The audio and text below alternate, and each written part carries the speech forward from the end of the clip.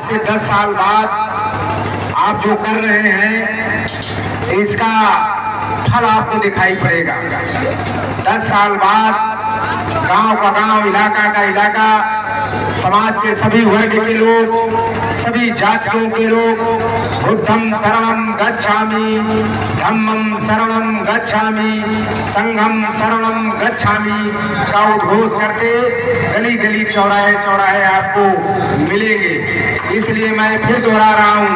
कि कार्यक्रम तो छोटा आपका जरूर है, लेकिन इसका उद्देश्य बहुत बड़ा है। माताओं और बहनों और जन अधिकार पार्टी के हमारे सम्मानित पदाधिकारी बंधुओं, भगवान बुद्ध का जन्म 2500 साल पहले हुआ था। 2500 साल पहले अगर मोटे तौर से 100 आदमी की उम्र जोड़ लिया जाए, 100 वर्ष तक आदमी जिंदा रहे तो 25 पीढ़ी पहले, और अगर 70-80 वर्ष जोड़ लिया जाए तो 35-40 पीढ़ी पहले तथागत भगवान गौतम बुद्ध का जन्म हुआ। उस समय जन्म हुआ जब लोगों में नशा की हालत अपने चरम पर थी, पशु बलि अपने चरम पर थी, यहाँ तक कि नर बलि भी होती थी, घोड़ों की बलि होती थी, बकरों की बलि होती थी, बड़े बड़े यज्ञ होते थे, इतने बड़े बड़े यज्ञ होते थे कि महीनों पशु बलि,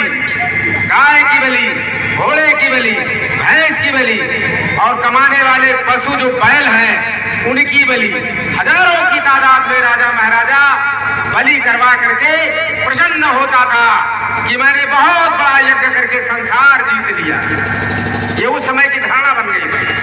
जैसे आज लाखों करोड़ों लोग भटके हुए, आपके बहुत बड़े साहस और हिम्मत का काम था। भगवान बुद्ध निरंतर पैदल चलते रहे 45 साल तक, पूरे देश खास तौर से उत्तर भारत का भ्रमण किया उन्होंने, और एक एक व्यक्ति उनके धर्म से भी धर्म में दीक्षित हुआ, उनकी विचारधारा सत्य प्रतीत हुई। बड़े बड़े विद्वान,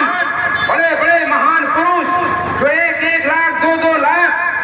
10-10 हजार 20,000 शिष्यों के मालिक थे, उन लोगों ने भगवान बुद्ध का तर्क ज्ञान जब सुना तो जा करके अपना